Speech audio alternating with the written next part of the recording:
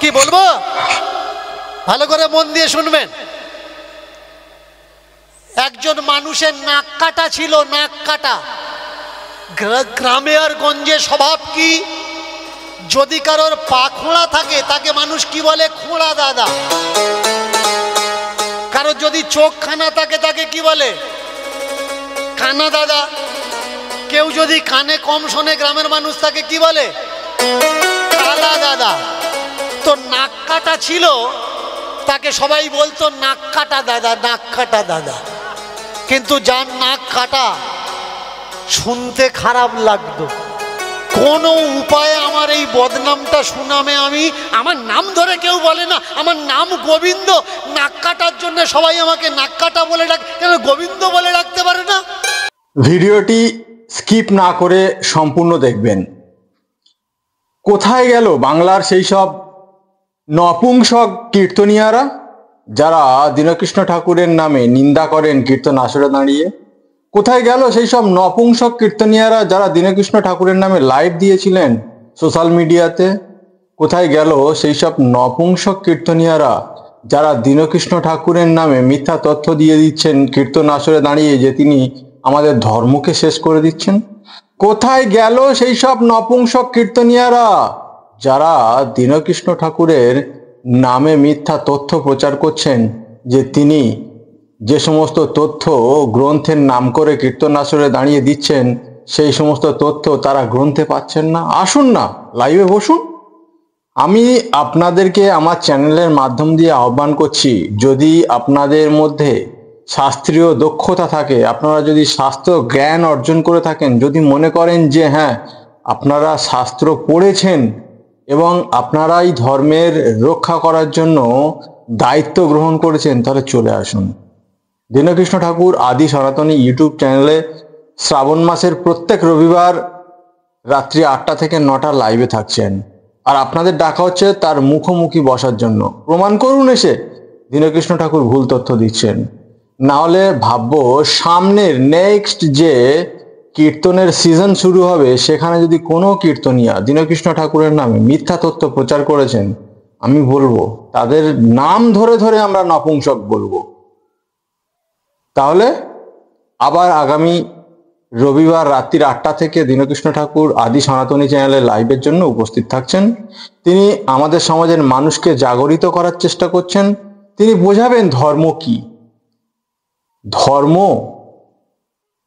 ধর্ম না সম্প্রদায়, না সাম্প্রদায়িক ধর্ম, না ধর্ম রক্ষা করতে গেলে জেল খাটতে হবে, এক্সেট্রা। এই ধরনের তথ্য নিয়ে আমরা আপনাদের সামনে চলে আসব আগামী রবিবার ঠিক রাত্রি 8টায় আদি সনাতনী ইউটিউব চ্যানেলে। সঙ্গে থাকবেন, ভিডিওটি শেয়ার করবেন এবং সেই সমস্ত নপুংসক কীর্তনিয়াদের কাছে আমার এই ভিডিওটি পৌঁছে দেবেন যারা বলেন যে ধর্ম কি এবং দীনকৃষ্ণ ঠাকুর ধর্ম শেষ করে দিচ্ছেন।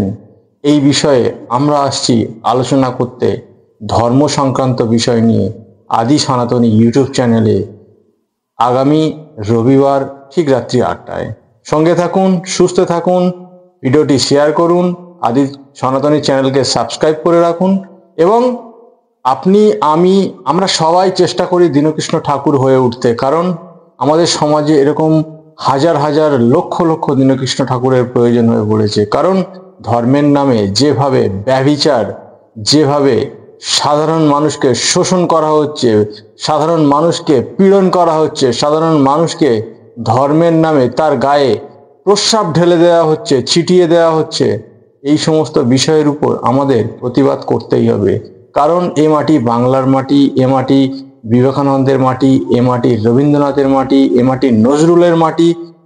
তাই বলবো আর চুপ করে বসে থাকলে হবে না।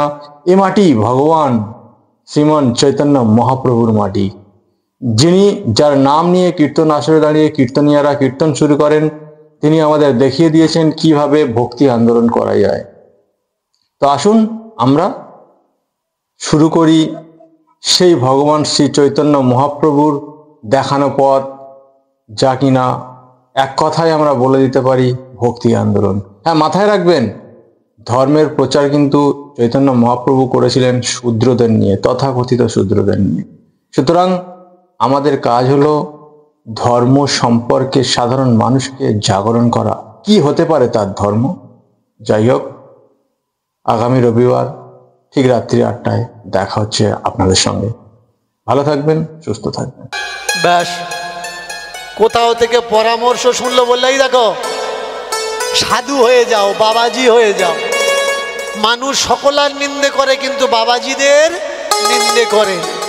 ওই গোবিন্দ একদিন সাধু হয়ে গেল, বাবাজি হয়ে গেল। বাবাজি হয়ে গিয়ে ব্যাস গ্রামে গ্রামে ঘুরছে, কিন্তু তাতেও তার দুঃখ আরো বেড়ে গেল। যে দেখে সে বলে নাক কাটা বাবাজি যাচ্ছে। ও চিন্তা করছে নাক কাটাটা শুনবো না বলে সাধু হলাম, ভক্তরা আমাকে নাক কাটা বাবাজি বলছে। যে আশ্রমে যায় কিছু কিছু লোক বলে বাবাজিকে নাক কাটা বাবাজি বলো না, মনে কষ্ট পাচ্ছে।